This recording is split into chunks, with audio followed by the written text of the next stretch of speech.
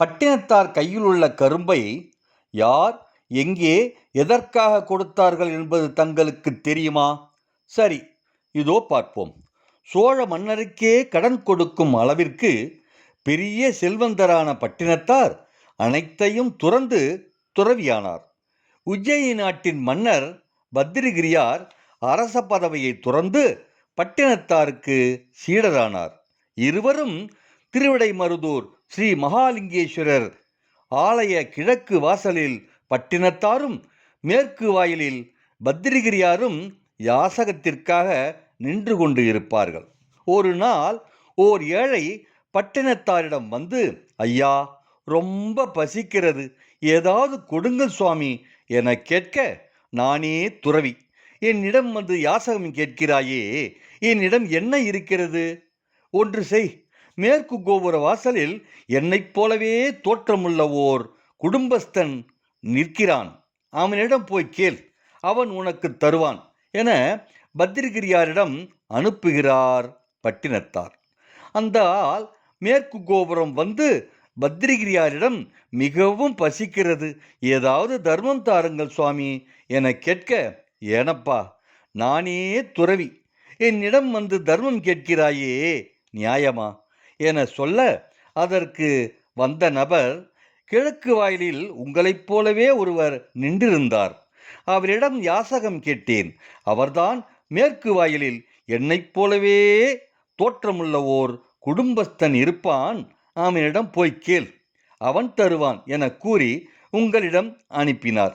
நீங்கள் என்னவென்றால் அவரைப் போலவே நீங்களும் கூறுகிறீர்கள் என்கிறான்.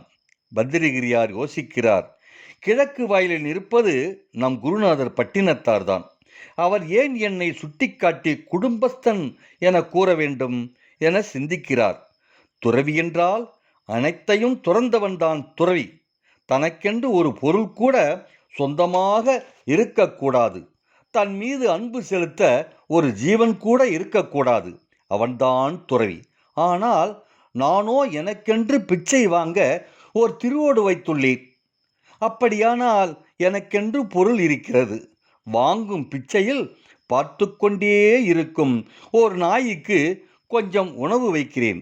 அது தன் வாளை ஆட்டிக்கொண்டே உணவை தின்று தன் அன்பை எனக்கு தெரிவிக்கிறது. என் மீது அன்பு செலுத்த ஓர் ஜீவன் இருக்கிறது. இந்த இரண்டையும் சுட்டிக்காட்டிதான் தன் குருநாதர் என்னை குடும்பஸ்தன் என சொல்லி இருக்கிறார் என தெளிவு பெற்று, இரண்டுமே தனக்கு வேண்டாம் என அந்த திருவோட்டை தரையில் வீசி எறிகிறார். அது பல துண்டுகளாக உடைந்து சிதறி ஒரு துண்டு அந்த நாயின் தலையில் பட நாயும் இறந்து விடுகிறது. தனக்கென்று ஒரு பொருளும் கிடையாது, அன்பு செலுத்த ஓர் ஜீவனும் கிடையாது என்ற நிலை வந்தவுடன் இறைவன் காட்சி தந்து பத்திரகிரியாருக்கு முக்தி அளிக்கிறார். இதை அறிந்த பட்டினத்தார் ஓடோடி வந்து, இதை கண்டு, இறைவா, என் சீடனுக்கே முக்தி தந்து விட்டீர்கள், எனக்கு எங்கே, எப்போது என கேட்க, நீ ஆற்ற வேண்டியது நிறைய இருக்கிறது என கூறி பட்டினத்தாரிடம் ஓர் கரும்பை கொடுத்து, இந்த கரும்பின் நுனி எங்கே இனிக்கிறதோ அங்கேதான் உனக்கு முக்தி என கூறி மறைகிறார் ஸ்ரீ மகாலிங்கேஸ்வரர்.